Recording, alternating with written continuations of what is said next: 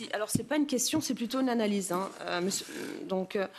Je vous remercie pour cette présentation concernant l'examen annuel de l'aspiration et de l'archivage des données des Européens par les États-Unis.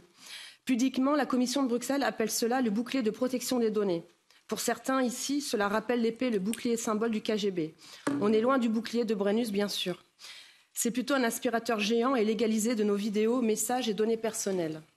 Il n'est pas question de défendre la Gaule, mais bien de s'interroger sur l'asymétrie existante en matière de flux de données entre les États-Unis et l'Union.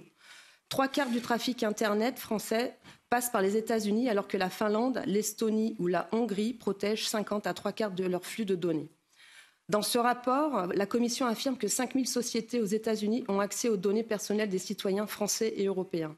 Elle ajoute même « Le ministère américain du commerce assure la surveillance nécessaire ». C'est juste invraisemblable. L'intérêt stratégique et l'autonomie de l'Europe sont en question. Sommes-nous dans une asymétrie critique ou est-ce que c'est bien la réciprocité qui est présente?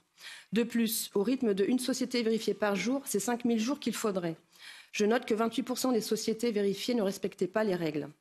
Les experts du Comité européen, dans l'article 29, ont même émis de fortes réserves sur ce dispositif. En France, le Conseil consultatif du numérique a rappelé que les États-Unis n'ont pas respecté leurs engagements dans le passé. C'est l'espionnage révélé par Snowden, un an après un décret d'Obama censé limiter la quantité de données pouvant être collectées et traitées.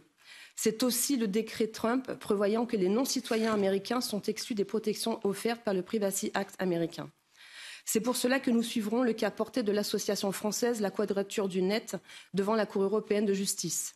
La Cour avait invalidé le dispositif précédent dit Safe Harbor en 2015 grâce à Maximilian Schrems, un citoyen autrichien courageux. Donc nous attendons le prochain jugement. Je vous remercie pour vos réponses.